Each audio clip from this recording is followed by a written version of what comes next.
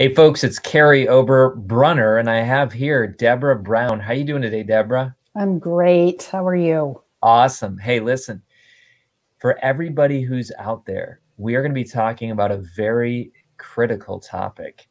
And believe it or not, board members make mistakes. Is this true, Deborah? It could be true.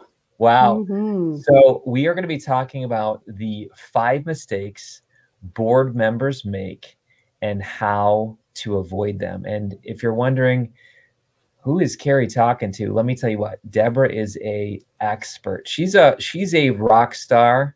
She might not admit that, but she is like the top of the top in terms of this topic. And her company's in Canada. Let's get right in with the value that we're going to provide today. Let's talk about one of the mistakes, and then we'll kind of learn more about you and your background. But what mistake do board members make? Well, let me see. I think the very first mistake many board members make is they join a board without knowing what's expected of them. Oh, join a board. So they think it was an honor to be asked, or they think maybe they're asking me because of my background, but unclear expectations. Mm-hmm, very much so. So, if you want to avoid this mistake, you want to make sure that you're doing your homework. And if you're the organization bringing board members on, you got to do your homework too, and make sure that you're really clear about what the expectations are, so that you don't just assume. A lot of board members just assume, oh, I'll join this board and I'll be able to do this. Yep. I'll be able to advocate for my position, or I'll be able to change the world. But the thing is, they may not be able to do that. What are the expectations? So is it good to even just like straight up ask the person if you get invited to be part of a board? Or maybe people right now are saying, hey, Carrie, I'm an author, I'm a coach, I'm a speaker, I'm an entrepreneur.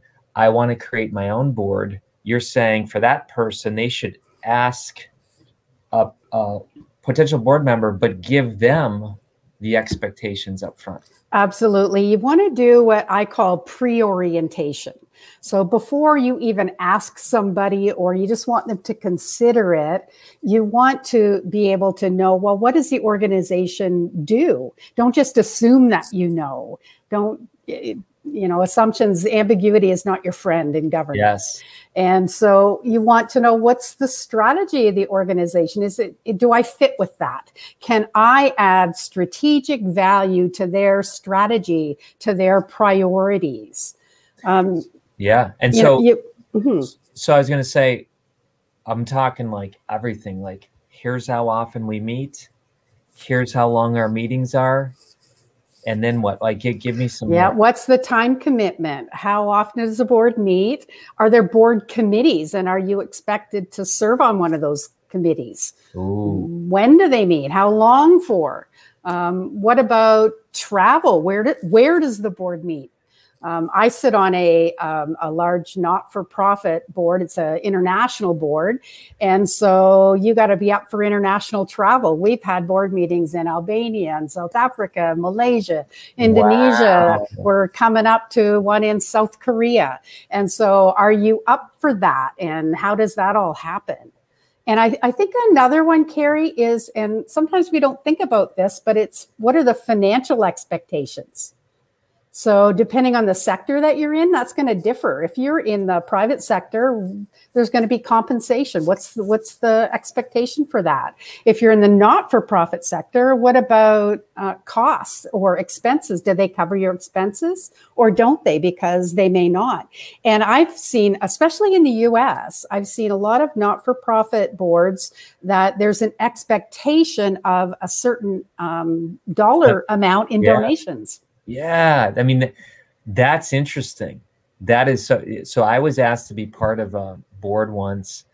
I'm not going to name any places, but I was young, very young, and I thought, wow, I'm already donating a ton of my time. And this was for education.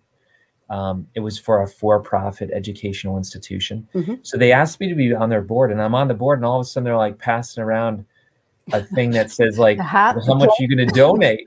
And I was a pastor. It's and like going to church on Sunday. Yeah, I was a pastor, and I'm like, what? What do you mean? I'm actually giving you my time, but now you want me to donate too. So that's, but see, there you go. There's an example. They weren't clear on the front end. Yeah. And I didn't stay on that board long, not because I'm cheap, but because back then I was in my 20s and I was like, I'm just starting my family. I don't have money to give. All right, let's go to number 2. What's the second one? Oh, this one is just, so it's like the biggest mistake and the most common mistake.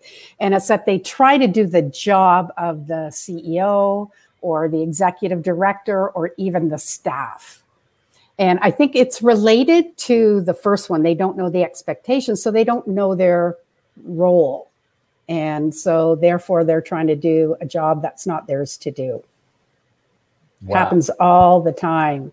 And I'll tell you, it breaks down trust between your board and your management team, gets you on a vicious cycle of negativity. Give me like the story. Give me the like, yeah, I'm not saying you got to name names, but like paint the picture for us on this one. Well, let me put it this way. So people who serve on boards are often used to running their own business. So they're used to hands-on. They handle staff issues, they set compensation. Maybe they're even actually creating products and services or delivering products and services. But when you're on the board, you're not there to operate the business. You're not there to get into the mailroom or go and talk to staff and ask them how they're doing, or, that's just not your job. You're there to oversee it, and you're there to gain reasonable assurance that the organization's on track, that it's going in the direction that you set, not to actually do it.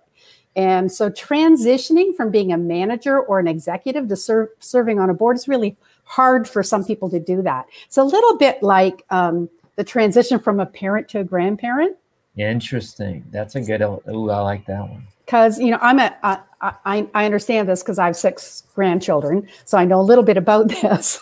And my kids would not appreciate it if I drove over to their house every day and to make sure that they're doing things the way that I would want them to do, or giving them advice on, what I think the kids should wear or what you should feed them.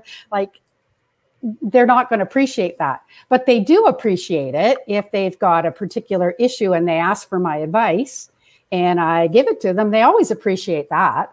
That is so good. That is right. So it's a little bit like that. If you're a board member, you have to relearn how you engage with the organization and at what level. I love it.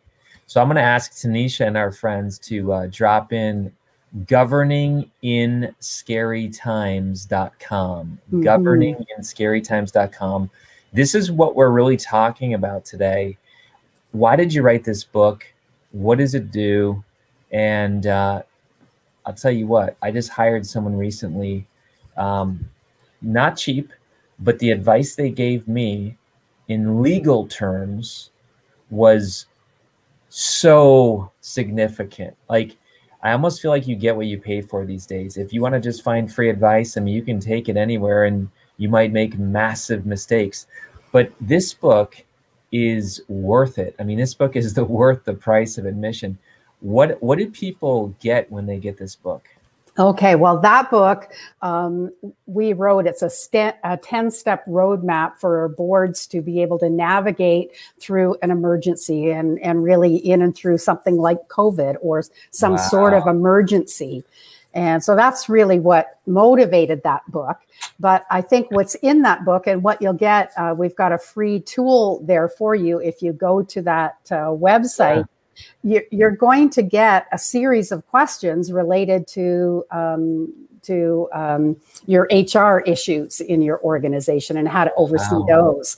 And I think that book is actually part of the solution to the third mistake. And the third mistake that board members make is they ask the wrong questions in the wrong way at the wrong time at the wrong level. Oh, what's a wrong question? Let me see. So let's say I show up and I'm like, why aren't we more profitable? And I start up on day one. Well, that's actually not a bad question. Interesting. As long as you don't ask it with your fist. Yeah, don't ask. You know, why aren't we more profitable? That might be a good question. But are we profitable is not really a good question. It's a closed question. So management could say yes. They could have made $1 in profit. Interesting. And they could go, yes, we're profitable. End of story. So closed questions. Traditionally, boards will ask so many closed questions. In fact, when we work with our clients, sometimes we do what we call observations, and we sit like a fly on the wall in the back of the room and we analyze how they ask questions. And I don't know if you know this, but research shows that the average person will ask about 100 questions every day. And so we go into board rooms and we track every single question, and we track the ratio. Is it strategic? Is it operational? Is it open? Is it closed? Is it building up? Is it tearing down? And so we actually analyze that for them. And often they ask the wrong questions, a lot of closed questions that really don't take the conversation anywhere. And so you want to be avoiding did you, will you, can you, are you, questions like that. And be asking more questions like, how might we? Why did we? What did you consider? What are the pros and cons? What the implications? Why do you think that? What more can you tell me about that? So you want to plan your questions, and then you're not going to be asking the wrong ones. I love that. That is so good. And that's why in that book, Carrie, we've got 170 questions, potential questions that boards can ask. You can kind of go through them to plan your questions and to see how you might get through whatever it is that you're facing in the boardroom. So good. And this book just came out. And yeah, I love it. It's in Kindle, paperback, hardcover, fantastic. And yeah, we couldn't even put governing in COVID times because Amazon. No, we couldn't. We put on the cover the little COVID germs. That's as close as we could get to saying COVID for Amazon, for the Amazon police. That's the truth. Well, good. Let's go to number 4. Number 4, well, they think they can be a board member without learning how to be one. Oh, what does that mean? Well, I think that, you know, sometimes people think, well, I've been asked to be on a board, so I must be qualified. Or I have, you know, I've worked in business for X number of years, so I must be qualified. Or I've been volunteering for the organization, so I must be qualified, and I can understand government. Anybody can do that.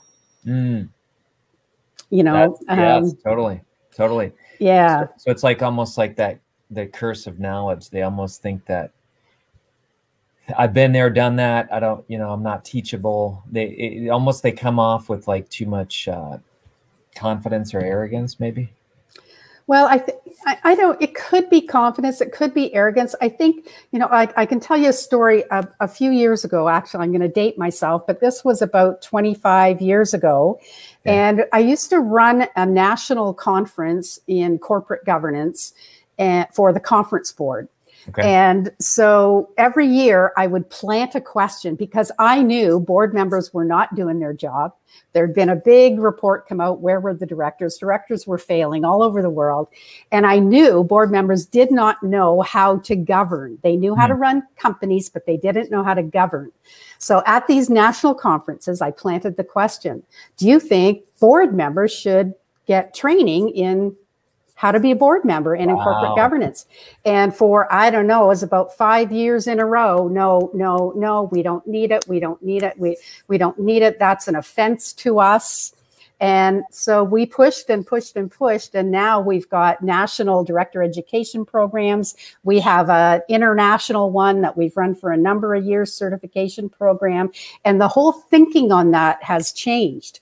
But I think it has its roots in that I've done my, you know, I've worked all these years. Somehow I deserve to be a board member, even though I don't necessarily know how to be one. That's interesting. I know my wife's a counselor and other people are in professional industries, and they have CEUs, continuing education units, where they have to continue to be up on the trends. And every 2 years they need 30 CEUs. And I get that some people complain and say, you know what, I've been a counselor for 20 years. Why do I need to do CEUs? But we're all lifelong learners. We should be. Absolutely. So I like that. Now, does your business, does your company, first of all, what is the name of it? And second of all, do you provide these types of trainings for boards? Absolutely, we do. Professionaldirector.com is where you can learn about.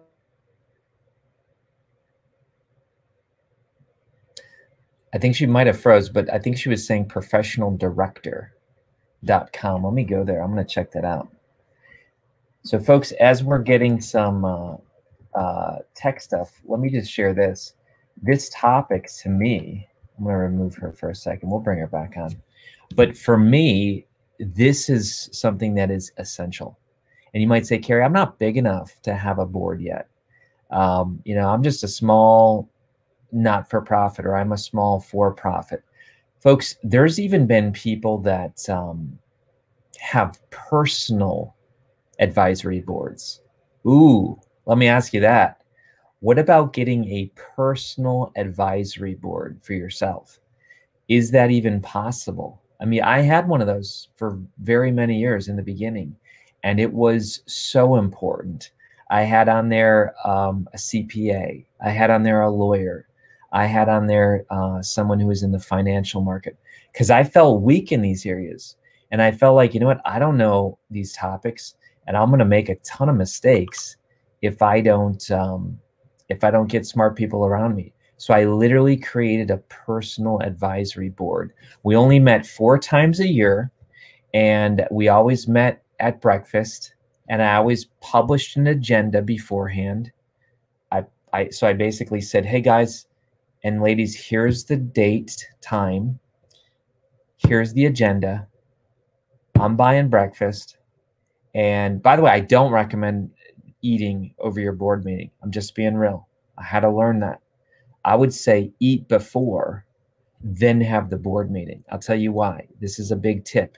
At a restaurant, if you have all the waiters and waitresses and food and drinks being passed around, it totally messes up flow, and it messes up focus. And so I want to encourage you, if you have a personal advisory board, I would challenge you to not do it over a meal. Have the meal before, have the meal after. But when you're focused on business, be focused on business, not, hey, can I get eggs with that? All right. So these are little tips that I'm sharing about along the way. As we get Deborah back, my biggest task as the person, whatever you want to call it, on the board, was to cast vision. So folks, let me tell you what, I would do an amazing job at casting vision and saying, folks, here's what we achieved last quarter. Here's all the places I spoke. Here's the souls that were ignited. And that was fantastic. So we're going to bring Deborah back on here. Hey, you're good. Sorry about that. I don't know no what worries. happened. It's all good. Hey man, I just made it happen. I shared about a personal advisory board that I created back in 2003 to kind of help me in my author career. But let's get to step number 5. Once you get it. Number 5 is they agree to be a board. Sorry? Oh no, you go for it. Yeah. Number 5. Okay. They agree to be a board member for all the wrong reasons. Share about that. Well, okay. Let's talk about ego. You mentioned this earlier. And, you know, somebody says to you, oh, will you come serve on my board? And it's really hard to say no. Some people just, they go, oh, that sounds really important. Even though they may not necessarily be equipped, they may not have the competency, they may not even feel called or aligned with the particular purpose of the organization, but they can say, hey, I'm on the board of whatever the organization Mm. is, and it makes them feel good about themselves, and that's good. It's good to feel good about yourself, but you want to make sure that you're aligned with the organization that you're serving, that your personal calling is aligned with that. So That is ego is a so big thing. good. That is so good. Wow. I'll tell you what, Deborah, and I haven't been asked to be part of a lot of boards, but I have been asked to be part of a couple. And the last two I was asked to be part of, I said no in about 2 minutes. And I think the people were shocked. In fact, they were. They're like, "Well, aren't you going to pray about it? Aren't you going to aren't you going to debate, you know?" And I said no, and I said, "Here's why. Because I feel that at this point in my life, that's not my best contribution." Mm-hmm. So I'm not Mm-hmm. against boards. I don't think they're bad, but I think for me, and maybe you can talk to this. For me, I was part of an elder board for 12 years in a church, and I pulled out all my hair. Let's just put it that You way. wouldn't be alone in that. I pulled out all my hair because I'm kind of I have a bias for action. And that particular elder board was very slow. We talked about everything 25 times. We didn't take action, and it for me it was very frustrating, but it was my job, so I had to be there. Yep. Does every board need to be like that, or are there boards that are healthy, and are there boards that are life-giving? I know you probably have seen some. Yes, there are, and usually it comes right back to governance, and it comes right back to these five mistakes. If you're not making these five mistakes, your governance is going to be strong. You're going to be engaging at the right level. You're going to be contributing. You're going to be adding value. You're going to be aligned with the culture and the purpose, and you're going to have a healthy boardroom culture.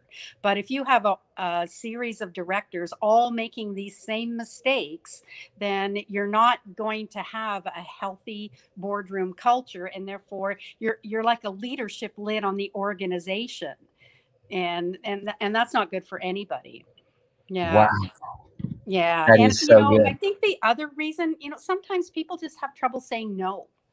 Mm, Usually you get asked to be on a board, and often in your gut the answer to yes, this should be no, yes, or the answer should be yes. But if you know it's no, you know it in your gut, but you don't want to say no. It's your friend who asked you, or your colleague, or it's someone else who's asked you, and you just have to come to a point in life where you're able to say no to some things, and I absolutely. think that's one. Yeah. Yeah. Well, I think another yeah, reason, Carrie, I just want to touch on this one thing is, um, and because I know people listening, a lot of them might be in the not-for-profit space, or even a faith-based church. yeah. And so they think that they are there to advocate for a particular position, or Mm, maybe they think they can run the organization better than the people running it can. And so again, they're in it for the wrong reason. They should be there to be a governor and to oversee and lift the organization up, not try to change it from within. Yeah, so I think that's a really that's not a good reason to serve on a board. wow, this is so good. Well, folks, listen, I want to share a couple things here as we close. Um, Amazon doesn't lie. If you look here, you see this, Deborah? Yes. Last purchased April 7th. Like, so, so all I'm saying is I got this book. I love this book. In fact, I've given it away to other people as well.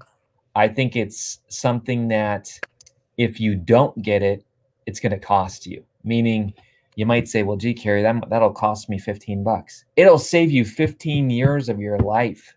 I mean, you know what I'm saying? Like back in those elder boards, again, not that I believed in the mission of, Hmm. of of the organization, absolutely, but the governance was so much of a struggle that I remember Hmm. leaving every twice a month on Mondays, and my wife would be like, "Hey, where are you going?" And I'd say, "I'm going to the elder board." She's like, "Oh man." you know, and I would come, you know, and it was, and that's sad. And I feel like the mission was so good, but the governance wasn't. Imagine if you have a great mission and amazing governance. So what would you like to say? I know you have this amazing tool that you're giving away free. We'll tell people about that one more time. But what would you like to say in conclusion? Where can people find out about you? All these things.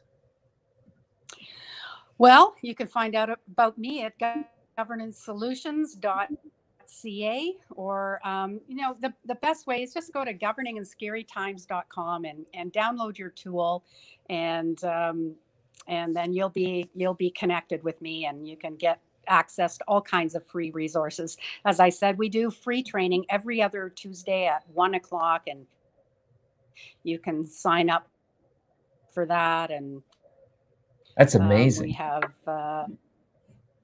all kinds of help from. Yeah. Excellent. Well, folks, we're dropping all the links in. Yeah. So we do free training. We've got we run different series in terms of governance. Excellent. Okay. Excellent. Deborah, sorry about that. We're breaking up a little bit. I'm not able to see chat. I don't know if we have any questions, but I'd be happy in the minute or two we got left to answer any question. Yes. Anybody have any questions? So any questions whatsoever, go ahead, and now is your chance to talk with one of the top people in North America on governance. She is pumping out the books, and I just got your other really big, thick one as well. What is that original big book that you got?